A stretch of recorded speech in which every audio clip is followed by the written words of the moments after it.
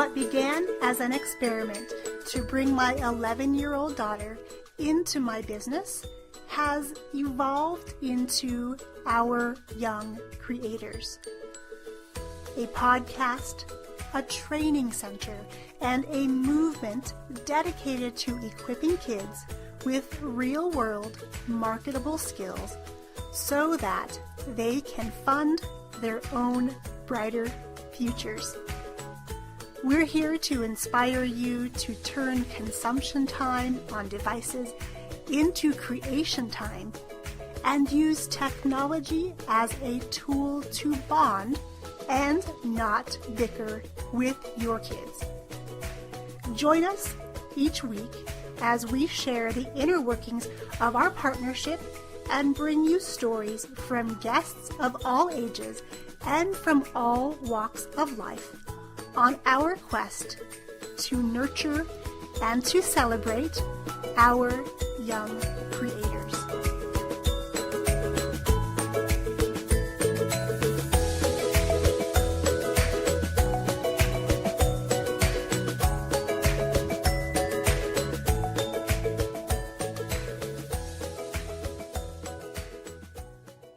Do you enjoy giving gifts? I, for one, love to do it, especially when it's a surprise and when it's one that I know is going to impact someone's life for the long term. Hi, everyone. My name is Young Pratt, Chief Dreamer and Podcaster right here at Our Young Creators, and I want to welcome you back to another edition of the podcast. With the holidays literally right around the corner, or I guess we're in holiday season now, I've gotten so many emails about giving all sorts of gifts, and many of them I consider to be a bit frivolous. I mean, after all, how many toys can our kids really enjoy without losing interest? When my kids were little, I remember getting them a ton of different gifts, and we had a lot of friends and family who would give them really just toys. And after a while, the toys became more of a nuisance than anything good because they were getting left out all over the house, and they really weren't getting enjoyed like they needed to be. So now when I think about gift giving, especially in the holiday season, we take a very minimalistic approach to giving gifts. We are not the family that spends thousands of dollars on gifts and stuffs everything under the tree to see our kids' faces on Christmas morning. We're the family who usually buys a bigger gift or a bigger something for the family, and then we do smaller things that many people would use as stocking stuffers. Hello, Tasha. Good to see you here. And before I go further, I do want to point out that this is day number 4 of our 100-day Facebook Live challenge. And it's technically, I guess, my 12th day in a row now of going live because I went live in the week before our challenge began as well. If you're ready to join us on the adventure, that is Tasha and I on the adventure, you're welcome to head over to bit.ly/100 days of FB Live and find out the gifts that are in store for you when you commit to doing something big, something scary, and to get out of your comfort zone. So let's get back to gift giving. I know that I've been to members of my family at their house at Christmas time, and I'm just amazed at the huge boxes and just how overflowing the Christmas tree and all the area is around it. Literally, if you came to my house today, you'd see very little under the Christmas tree. The girls really wanted to get some new lotions from Bath and Body Works, so they had a sale recently and we purchased a ton of them and we put them under the tree because it's really for all of us to enjoy. My husband doesn't particularly like all the smells, but the girls and I certainly do. So they're just things that we enjoy and that we have as gifts for all of us for Christmas. What about you? Do you stuff gifts under your Christmas tree, or are you like we are and pretty minimalistic about it? If you're joining live or catching the replay, comment below and let me know what type of gift giver you are at the holidays. Now, when I think about gifts, I also really like to think about how this gift is going to help somebody in some capacity. For me, I love books. I buy a lot of books. We have a huge library in our house. And it's one of the things that if I'm at a bookstore, because we don't have one locally, if I go out of town, I will go into a bookstore and I can literally spend hours there. But I normally pick up a couple extra copies of books that I personally really love that I can give as gifts. And I don't necessarily give them just at Christmas time. For instance, if there's somebody who is local to me and we have a conversation and we start to hang out and I really think a particular idea or concept would really resonate with them, I will actually pull a book from my extra books and gift that. Not because I expect anything in return, but because I know that this book impacted my life in a positive way. And my hope is that when I pass it along to other people, they're going to get some sort of benefit from it as well. Now for my daughter, my youngest daughter, Daphne, she also loves books. And literally, if we go out of town, she and I will go by ourselves to a bookstore usually, and we'll spend an entire afternoon there because we're just mesmerized by the smell of books and the way the books just fill the store. And we love to just look at all the possibilities of things to learn, the adventures to go on, the creativity that is sparked within those books. And that's one of our favorite things to do. My oldest daughter doesn't like to do that with us very much, so she normally will hang out at the hotel or with our friends if we're staying with friends and bypass that because she doesn't like that as much as my youngest. And that's okay.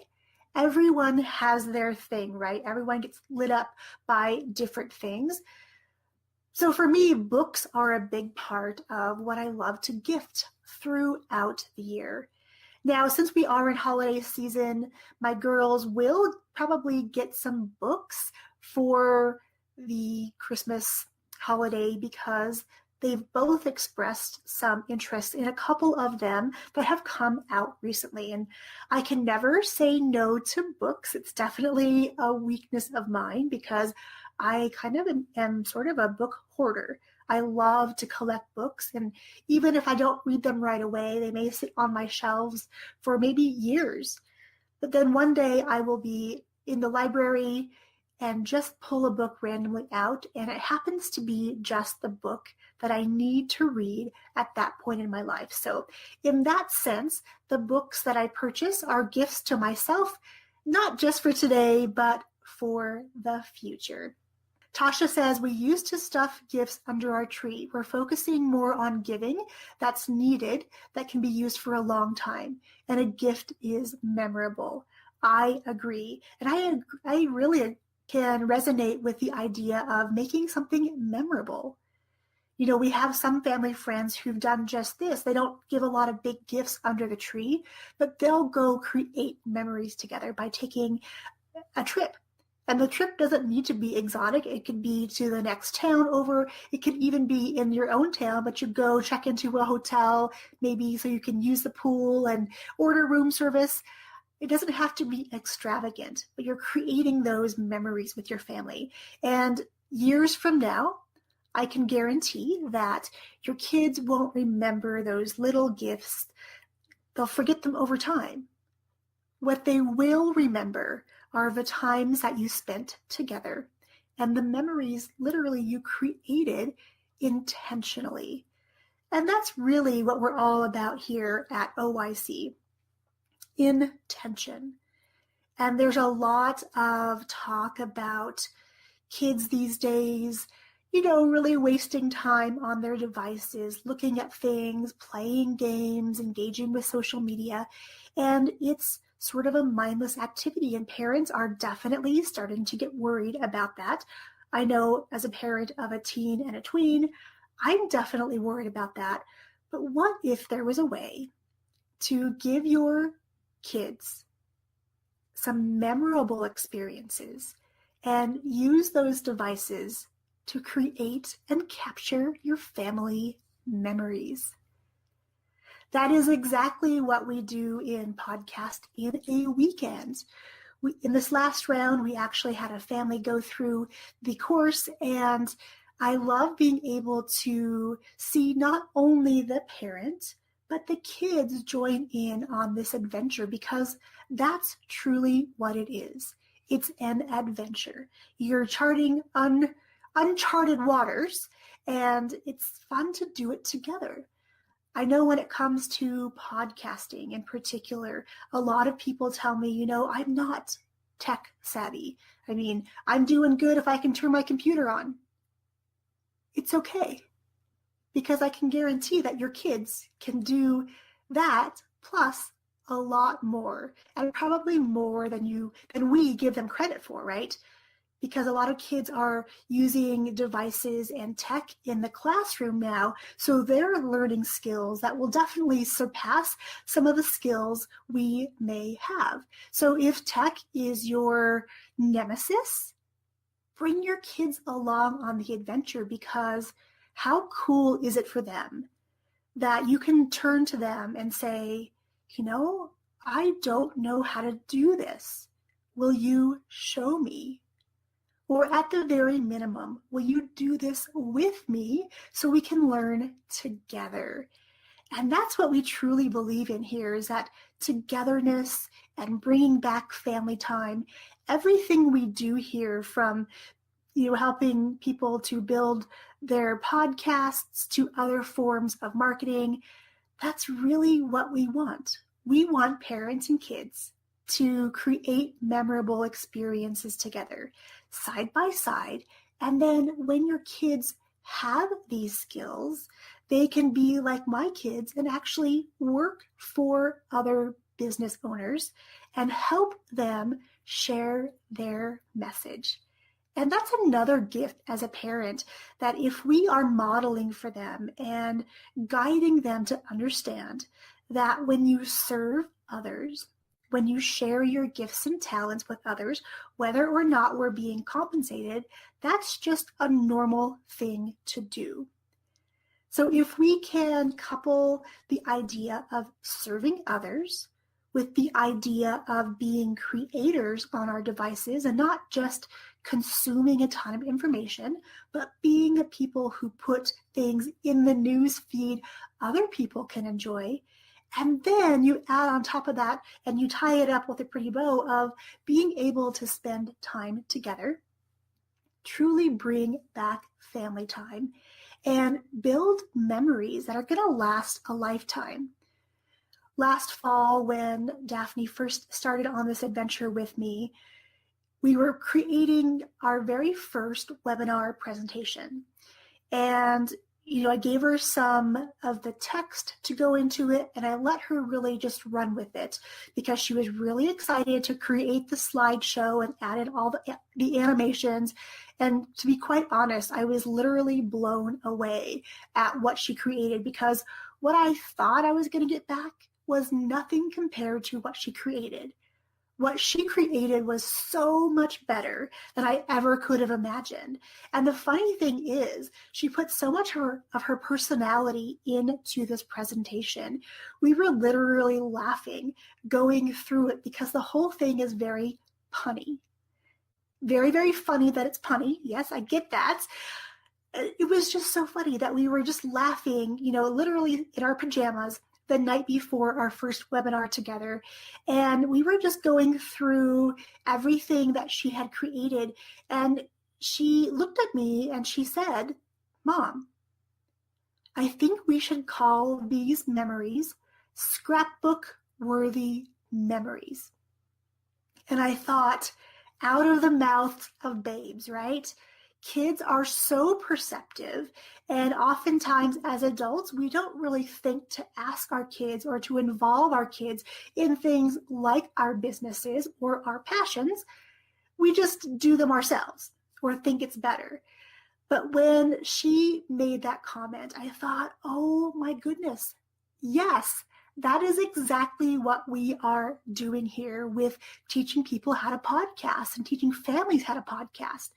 We're creating those scrapbook-worthy memories where years from now, you can look back and you can watch those video versions of the podcast. You can listen to the audio versions.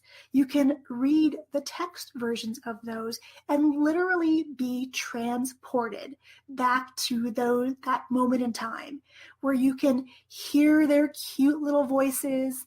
You can hear the excitement in everyone's voices. And I just think there's something so magical about what all this new technology has to offer to us. Are you on board with that? Are you ready to make some scrapbook-worthy memories with your kids? If so, I have something that I'm going to share with you next week. Actually, two gifts I have put together for you that I'll reveal in the next week or so, right here on these live videos, as well as shared on our podcast. So before we wrap up, I would love to know, what is your favorite gift? If you could choose one thing that you could give to anybody on any day just to put a smile on their faces, what would that gift be? So I shared earlier that for me, books are something that I just collect and I share them whenever I can because there's just something magical about giving something that's meaningful to you to somebody else. And it could literally take any form. It could be a handmade card. It could be a batch of cookies. It could be a handwritten letter. It really doesn't matter. Now that it's the holiday season, I think there's a really big emphasis on giving gifts, but I don't like to just give them at the holidays. I like to sprinkle them throughout the year and surprise the people that mean the most to me. I look forward to finding out what you love to gift and what gifting means to you. I will catch you all right back here tomorrow, my friends. Cheers. Ready to get uncomfortable? I challenge you, my friend, to do 100 days of Facebook Live videos right alongside Tasha and I starting on December 10th. To join in on this free adventure, head over to bit.ly/100 days of FB Live to sign up and join in on the fun. Let's go out there, get uncomfortable, and change our lives in the process.